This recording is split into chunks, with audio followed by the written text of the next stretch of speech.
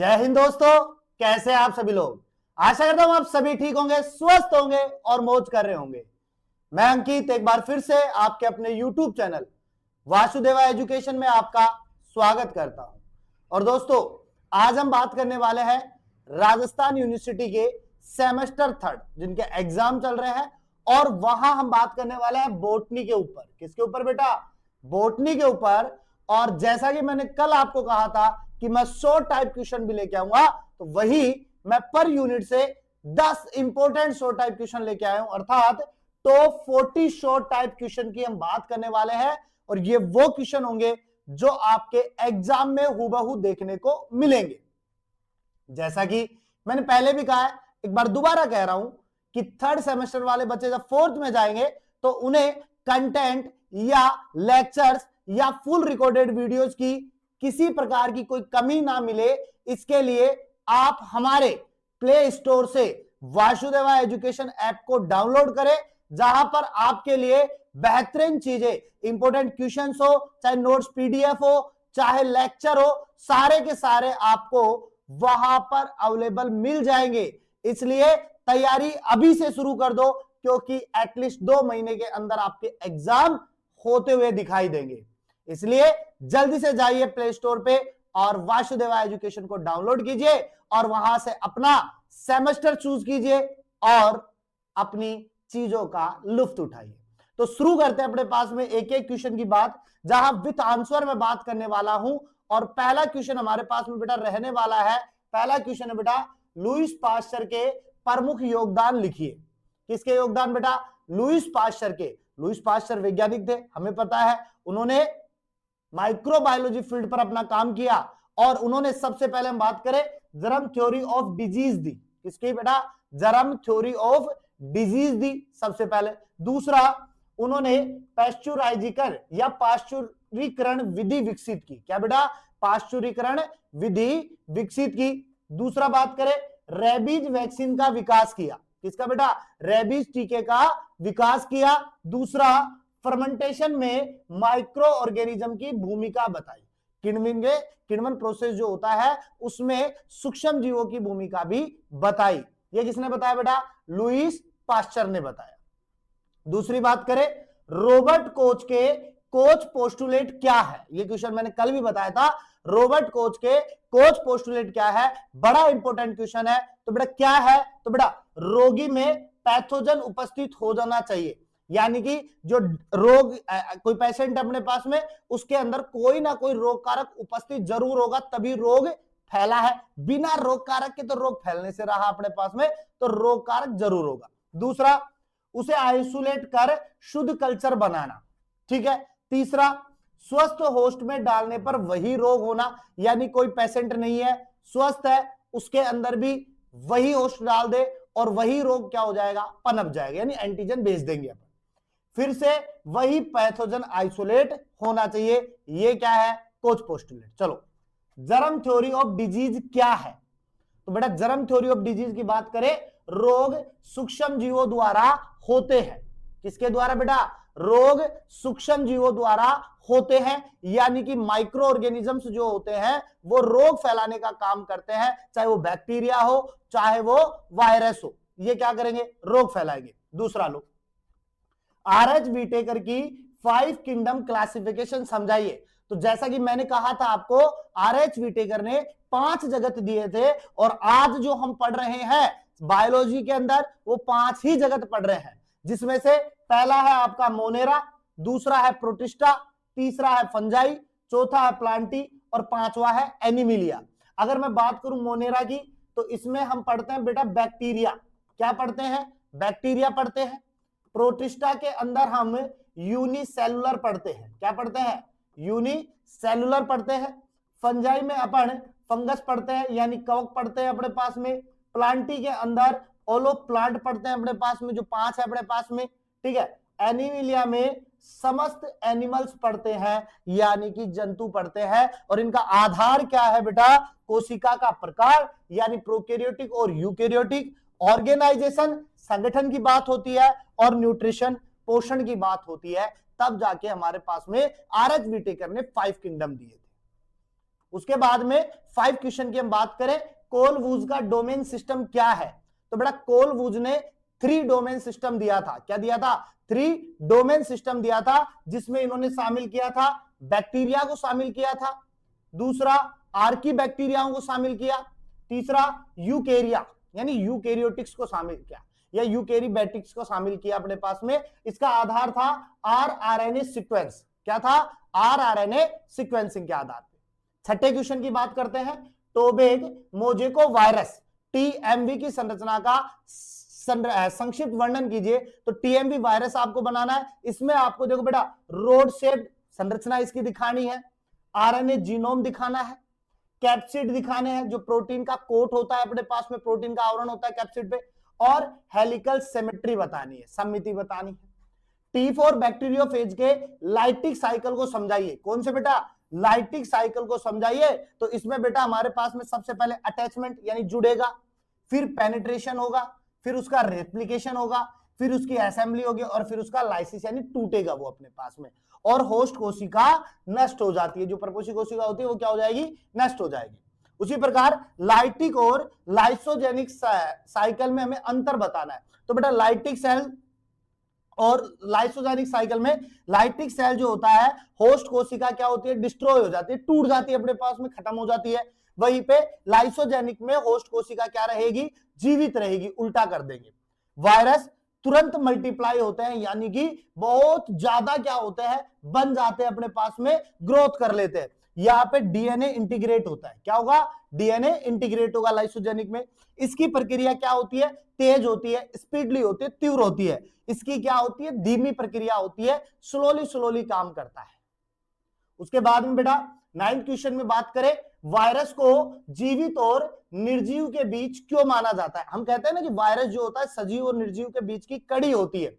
तो वो इसलिए होती है, जीवित होता है तो ये रिप्रोडक्शन करता है, यानी कि प्रजनन करता है, और अपने आप में क्या करता है? वृद्धि करता है, अपनी ग्रोथ बढ़ाता है, अपनी संतान बढ़ाता है। निर्जीव के बाहर होता है तो होस्ट के बाहर तो ये क्या होता है? इनएक्टिव होता है, काम नहीं करता है। शरीर में जाने के बाद ही क्या करेगा? काम करेगा। माइकोप्लाज्मा की विशेषता कैरेक्टर्स बताने हैं। तो बेटा माइकोप्लाज्मा के कैरेक्टर्स बहुत आसान है।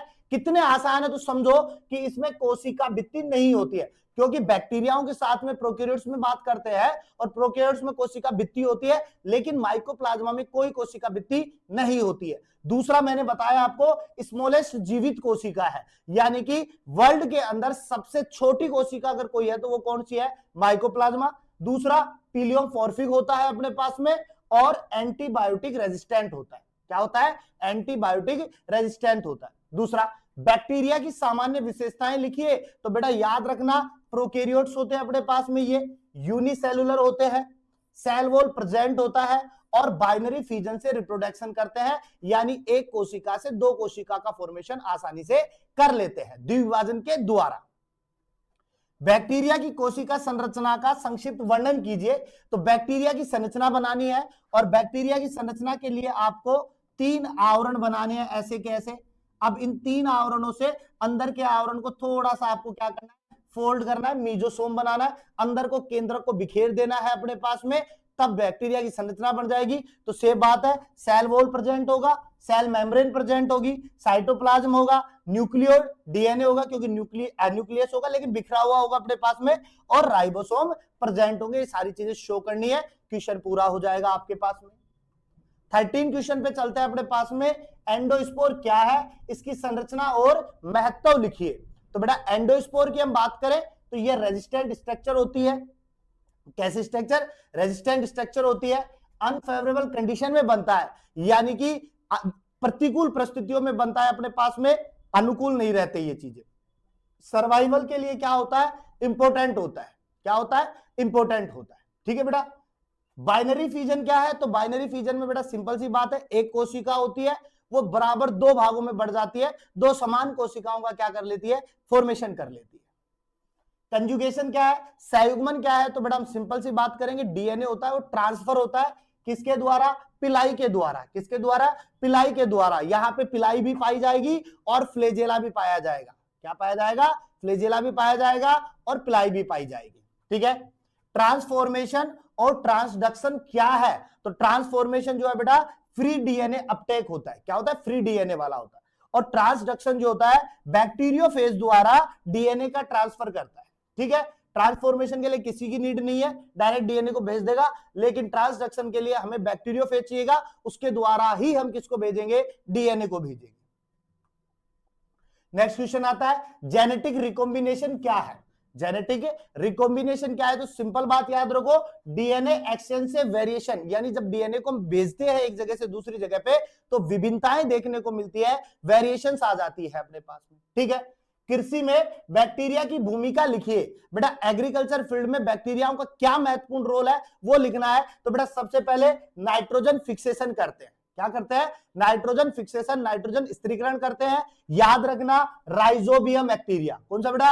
Rhizobium bacteria. डीकंपोजिशन करते हैं अपने पास में। क्या करते हैं? डीकंपोजिशन करते हैं। और बायो फर्टिलाइजर के रूप में भी काम आते हैं। किसके रूप में? बायो फर्टिलाइजर के रूप में काम आते हैं। दूसरा, खाद्य उद्योग में बैक्टीरिया का उपयोग बताइए। बेटा हमें फूड इंडस्ट्री में बैक्टीरिया का उपयोग बताना है, तो याद रखना बेटा खाद्य उद्योग में सबसे पहले कर्ड, दही बनाने के लिए हमें एक बैक्टीरिया चाहिए, उसका नाम है लैक्टोबैसिलस। क्या है बेटू? लैक्टोबैसिलस। तो दही बनाने के लिए कौन सा चाहिए? लैक्टोबैसिलस चाहिए। इसके अलावा फर्मेंटेशन, किण्वन की प्रक्रियाओं के लिए बैक्टीरिया चाहिए। चीज और विनेगर बनाने के लिए भी हमें क्या चाहिए? बैक्टीरिया चाहिए। क्लियर बात है? बायोफिल्म क्या है, इसके लाभ और हानियां लिखिए। देखो बायोफिल्म के लिए मैंने कहा था लेयर बनती है, सरफेस लेयर बनाते हैं, तो हम कहेंगे माइक्रोबियल कम्युनिटी लेयर का फॉर्मेशन होता है, वही क्या है? बायोफिल्म होती है। लाभ क्या है? तो बेटा प्रोटेक्शन में काम आता है, हानि के अंदर इन्फेक्शन, संक्रमण फैलाने का काम करता है। ठीक है, 2 यूनिट कंप्लीट होती है यहां पे।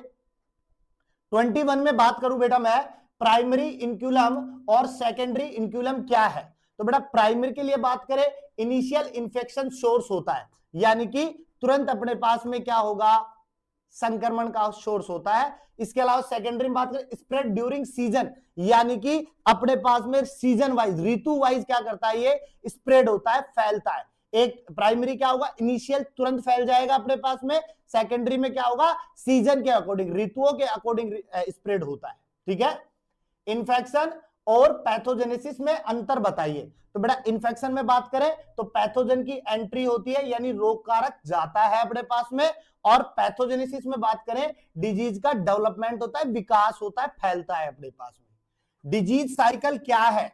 डिजीज साइकिल क्या है अपने पास में? रोग चक्र क्या है? तो बेटा सिंपल बात है, पहले इन्फेक्शन होता है, फिर उसकी वृद्धि होती है, फिर वो फैलता है और बाद में सर्वाइवल पे आ जाता है, बचेगा नहीं बचेगा। क्लियर बात है? बायोटिक और एबायोटिक डिजीज में अंतर, जैविक और अजैविक रोग में अंतर। तो बेटा बायोटिक जो होगा ना वो तो पैथोजन होगा, रोग कारक के रूप में काम करता है। एबायोटिक जो होता है इन्वायरमेंट के रूप में काम करता है। क्लियर? 25 में हम बात करें मोजेक, कैंकर और रस्ट में अंतर बताइए। 3 रोग अपने पास में, मोजेक है, कैंकर है और रस्ट है, इसमें अंतर बताने हैं। तो मोजेक में आप बता दो पैची लीव, क्या होगा? पैची लीव होती है। कैंकर में लेजन्स होंगे और रस्ट में पाउडरी स्पोर बनेंगे। क्या बनेंगे? पाउडरी स्पोर बनेंगे। क्लियर? नेक्स्ट क्वेश्चन है वायरस द्वारा उत्पन्न सामान्य लक्षण। तो बेटा वायरस द्वारा उत्पन्न में मोजेक चीजें दिखाई देती है, क्लोरोसिस दिखाई देता है और स्टंटेड ग्रोथ होती है। क्या होती है? स्टंटेड ग्रोथ होती है। टोबैको मोजेक रोगों के लक्षण और नियंत्रण लिखिए। तो बेटा लक्षणों की बात करें तो मोजेक पैटर्न होता है इसका, टोबैको मोजेक में मोजेक पैटर्न होगा, और नियंत्रण में रेजिस्टेंट वैरायटी होगी। क्या होगी? रेजिस्टेंट वैरायटी होगी। ठीक है, लिटिल लीफ ऑफ ब्रिंजल, बैंगन के रोग की बात कर रहे हैं अपने पास में। ठीक है, अब बैंगन के रोग में बात करें तो छोटे पत्ते होंगे, लीफ पे रोग हो रहा है तो छोटे पत्ते होंगे, और बुशी प्लांट होगा। क्या होगा बेटा? बुशी प्लांट होगा अपने पास में। उसके बाद में 29 में बात करें सिट्रस कैंकर के लक्षण और नियंत्रण लिखिए। तो सिट्रस कैंकर के लक्षण में आपको लेजन्स लिखने हैं। कैसे होते हैं? लेजन्स होते हैं। और नियंत्रण में कॉपर का स्प्रे करना पड़ेगा आपको। किसका? कॉपर का स्प्रे, सिट्रस कैंकर खत्म हो जाएगा। ठीक है, angular leaf spot of cotton, यानी कि कॉटन के कोणीय भित्ति रोग के बारे में आपको बताना है। स्पॉट का मतलब धब्बे रोग के बारे में बताना है। तो एंगुलर लीफ स्पॉट जो होता है वो फैलता किससे है? जैंथोमोनास कैम्पेस्ट्रिस से। किससे बेटा? जैंथोमोनास कैम्पेस्ट्रिस से। अब इसमें क्या होता है, पत्तियों पर पानी से भीगे रहते हैं, कोणीय होता है, भूरे काले धब्बे होते हैं, तनों पर ब्लैक आर्म यानी काला घाव होता है, बाद में पत्तियों का पीला होकर गिरना होता है, टूटने लग जाती है पत्तियां। ये हमारे पास में कोणीय भित्ति रोग होता है। ये अपने बड़े क्वेश्चन में भी बताया था मैंने और छोटे क्वेश्चन में बताया। व्हाइट रस्ट ऑफ क्रूसीफर के लक्षण और नियंत्रण लिखिए। किसके बेटा? व्हाइट रस्ट और क्रूसीफर के लक्षण। तो इसमें बात लिखेंगे, व्हाइट रस्ट के लिए सफेद पुष्यल होता है और नियंत्रण में लिए फंगिसिडी होगा। क्या होगा बेटा? फंगिसिडी होगा। इसके अलावा downy mildew green ear disease of bajra के लक्षण बताइए। डाउन मिल्ड्यू रोग के बारे में बताना है बाजरा में, तो आप लिखोगा पौधा का बोना होता है, पत्तियों पर पीली धारियां और बाद में सफेद रोएदार परत का हो जाना ही डाउन मिल्ड्यू रोग के लक्षण होते हैं। उसके बाद में अपने पास में नेक्स्ट क्वेश्चन आएगा, वीट के स्टेम रस्ट या ब्लैक रस्ट का डिजीज साइकिल बताना है हमें। गेहूं की बात कर रहे हैं अपने पास में, गेहूं में तना रस्ट रोग के बारे में बताना है। तो याद रखना, पैथोजन लाइफ साइकिल होती है और अल्टरनेट होस्ट होता है। तो पैथोजन लाइफ साइकिल पक्सिनिया की बात करेंगे, अल्टरनेट होस्ट में बर्बेरी की बात करेंगे अपन। ठीक है, रस्ट स्मट और मिल्ड्यू में अंतर बताइए। तो रस्ट जो होगा बेटा रेडिश स्पोर बनाएगा, स्मट ब्लैक स्पोर बनाएगा और मिल्ड्यू व्हाइट ग्रोथ करेगा। क्या करेगा? व्हाइट ग्रोथ करेगा। ठीक है, उसके बाद में बरेली के लूज स्मट और कवर्ड स्मट में अंतर लिखना है आपको। किसमें बेटा? बरेली के लूज स्मट और कवर्ड स्मट में अंतर। तो बेटा लूज में आपको स्पोर एक्सपोज हो जाते हैं, यानी जो बीजाणु होंगे वो क्या होंगे? फैल जाएंगे, अपने पास में दिखाई देने लगेंगे। कवर्ड में क्या होता है? एनक्लोज्ड होते हैं, स्पोर दिखाई नहीं देते। पोटैटो के ईयरली ब्लाइट के लक्षण और नियंत्रण लिखिए। तो बेटा सिंपल बात है, स्पॉट विथ रिंग्स यानी धब्बे दिखाई देते हैं और रिंग बन जाती है, वलय बन जाती है। कंट्रोल में आप फंगिसिडी का यूज ले सकते हो। किसका? फंगिसिडी का। लास्ट फाइनल पे बात करते हैं, फंगल डिजीज के सामान्य लक्षण लिखिए। तो फंगल डिजीज के सामान्य लक्षणों में आपको स्पॉट बताने हैं, रोट बताना है और वाइटिंग बतानी है। क्या बतानी है? वाइटिंग बतानी है। इंसेक्ट द्वारा उत्पन्न रोगों के लक्षण लिखिए। तो बेटा सिंपल बात है, होल्स होता है और लीफ क्या होती है? डैमेज होती है अपने पास। उसके बाद में root knot of vegetable nematode disease क्या है, इसके लक्षण लिखिए। तो बेटा रूट स्वेलिंग होती है और पुअर ग्रोथ होती है, यानी बहुत कम ग्रोथ होती है, गरीबी के अंदर चलता है बेचारा। लीफ गोल ऑफ पोंगिमिया के लक्षण और कारण बताइए। तो आप लिखो स्वेलिंग ऑन लीव होती है और क्योज में इंसेक्ट लिख सकते हैं। ये हमारे टॉप 40 क्वेश्चंस बॉटनी के एग्जाम में आने वाले हैं। इनमें से आपको 10 क्वेश्चन करने पड़ेंगे, 10 आएंगे। 10 मैंने कल करवाए थे, टॉप 50 में से 10 का आपका आंकड़ा निकल आएगा और आप कर दोगे। आज के लिए सिर्फ इतना ही काफी है। कल 30 मार्च है, आप अपना पेपर दीजिए और कमेंट सेक्शन में आके जरूर बताइएगा आपका पेपर कैसा होता है। और कमेंट में एक और बता दीजिए आज की क्लास आपकी कैसी रही। और 4th सेमेस्टर के लिए आप हमारे प्ले स्टोर से वासुदेवा एजुकेशन ऐप को डाउनलोड कर लीजिए। साथ में जो बच्चा नया है वो वासुदेवा एजुकेशन यूट्यूब चैनल को सब्सक्राइब कर लीजिए, बेल आइकन दबाइए ताकि वीडियो का नोटिफिकेशन जल्द से जल्द आपके पास में आ जाए। और बेटा हमेशा की तरह मुस्कुराते रहिए, मुस्कुराना जीवन का अमूल्य पल।